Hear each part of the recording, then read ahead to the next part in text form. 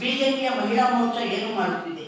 ಶೌಚಾಲಯದಲ್ಲಿ camera ವಿಷಯವನ್ನು ಅಷ್ಟೊಂದು ಗಂಭೀರವಾಗಿ ಪರಿಗಣಿಸಿ ದೊಡ್ಡದಾಗಿ ಪ್ರತಿಭಟಿಸಿ ಮುಸ್ಲಿಮರನ್ನು ಗಡಿಪಾರು ಮಾಡಬೇಕು, ಕಾಲೇಜುಗಳಲ್ಲಿ ಮುಸ್ಲಿಮರನ್ನು ತೆಗೆದುಕೊಳ್ಳಬಾರದು ಎಂದೆಲ್ಲ ಆರ್ಭಟಿಸಿದ್ದ ಈ ಮಹಿಳೆಯರಿಗೆ ಪ್ರಜ್ವಲ್ ಎಸಗಿದ್ದ ಕೃತ್ಯ ಒಂದು ಸಾಮಾನ್ಯ ವಿಷಯವಾಗಿ ಕಂಡಿದೆ.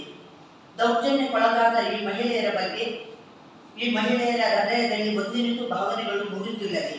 ತೆನೆ ಹೊತ್ತ ಮಹಿಳೆಯನ್ನು ಜೆಡಿಎಸ್ ತನ್ನ ಪಕ್ಷದ ಚುನಾವಣಾ ಚಿಹ್ನೆಯನ್ನಾಗಿಸಿಕೊಂಡಿದ್ದು, ಇದೀಗ ಅದೇ ಪಕ್ಷದ ಸಂಸದನೊಬ್ಬ ಮಹಿಳೆಯರನ್ನು ತನ್ನ ಭೋಗದ ವಸ್ತುವನ್ನಾಗಿರಿಸುವುದು ಬಹಳ ದೊಡ್ಡ ದುರಂತವಾಗಿದೆ.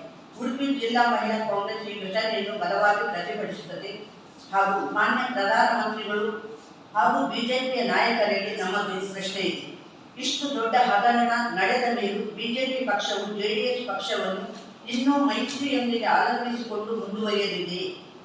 ದೇಶವನ್ನೇ ತಲ್ಲಣಗೊಳಿಸಿದ ಈ ಹಗರಣವು ತಮ್ಮ ಪಕ್ಷದ ಮೇಲೆ ಏನೂ ಪರಿಣಾಮ ಬೀರಿಲ್ಲದೆ ರಾಜ್ಯದಲ್ಲಿರುವ ಶ್ರೀ ಸಿದ್ದರಾಮಯ್ಯ ನೇತೃತ್ವದ ನಮ್ಮ ಸರ್ಕಾರ ಈ ಘಟನೆ ಬಗ್ಗೆ ಸೂಕ್ಷ್ಮ ತನಿಖೆ ನಡೆಸಿ ಆರೋಪಿ ಪ್ರಜ್ವಲ್ ರೇವಣ್ಣ ಅವರನ್ನು ಶಿಕ್ಷೆಗೆ ಒಳಪಡಿಸಬೇಕು.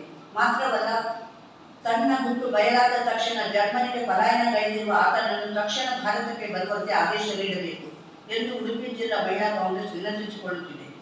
ಯಾವುದೇ ಕಾರಣಕ್ಕೂ ಅಪರಾಧಿ ಶಿಕ್ಷೆಯಿಂದ ತಪ್ಪಿಸಿಕೊಳ್ಳುವಂತಾಗಬಾರದು. ಆತನಿಂದ ದೌರ್ಜನ್ಯಕ್ಕೊಳಗಾದ ಮಹಿಳೆಯರಿಗೆ ಸೂಕ್ತವಾದ ನ್ಯಾಯ ಸಿಗುವಂತಾಗಬೇಕು.